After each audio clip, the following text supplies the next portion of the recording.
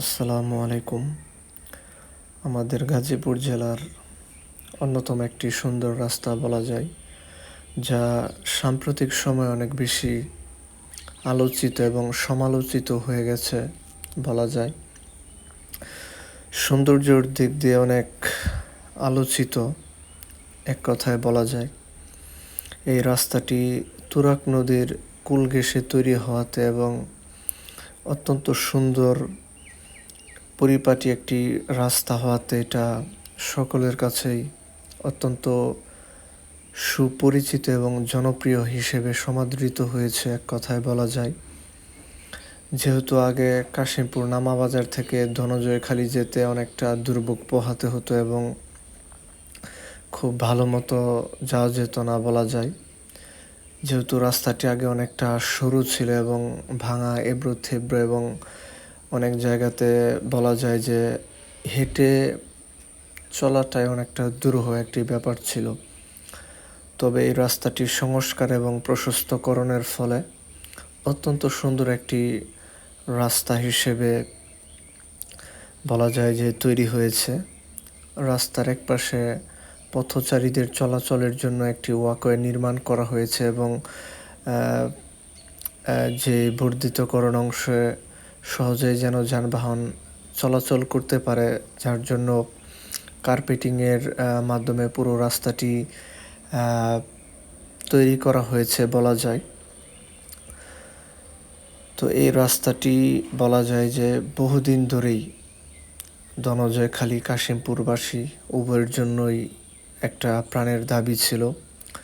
যেহেতু এই রাস্তাটি এখনও পুরোপুরি সম্পূর্ণ হয়নি, তবে বলা যায় যে বেশিরভাগ অংশেরই কাজ অনেকটা শেষ এবং অল্প একটু কাজ বাকি আছে। তবে সাম্প্রতিক সময়ে বলা যায় যে এখানকার যে ঠিকাদারি প্রতিষ্ঠান, তাদের গাফিলতি এবং তাদের বলা যায় নিম্নহীন অর্থাৎ নিম্নমান একটা কাজের কারণে এই রাস্তার কিছু অংশটা ধসে পড়ে গেছে। তবে তার জন্য সংশ্লিষ্ট কর্তৃপক্ষকে জবাবদিহিতার আনা হয়েছে এবং প্রকৌশলী যারা ছিল তাদেরকে বরখাস্ত করা হয়েছে। তো যাই হোক, এই রাস্তাটি সত্যিকার অর্থে অত্যন্ত সুন্দর একটি রাস্তা। বহু দূর দূরান্ত থেকেই এই রাস্তাটিতে বিভিন্ন মানুষজন ঘুরতে আসে, দেখতে আসে এই রাস্তাটির সৌন্দর্য। যেহেতু একেবারেই তুরাগ নদীর কূল ঘেঁষে রাস্তাটি তৈরি করা হয়েছে, যার ফলে বর্ষাকালে বলা যায় যে এই রাস্তাটির যে আসল সৌন্দর্য তা প্রস্ফুটিত হয়ে ওঠে এবং বলা যায় যে ভিন্ন একটি মাত্রা যোগ করে।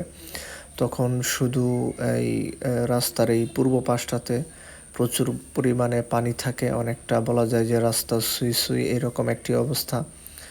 তবে এই রাস্তাটির এই পাশ দিয়ে যাওয়াতে বা কেউ যদি যায়, সত্যিকার অর্থে তার অনেক ভালো লাগবে, মনটা অনেকটা ভালো হয়ে যাবে এবং নদীর সংলগ্ন এই রাস্তাটি হওয়াতে এই রাস্তায় দাঁড়ালে বলা যায় যে প্রচুর পরিমাণ যে বাতাস তা মনটাকে একটা প্রশান্তি দান করে।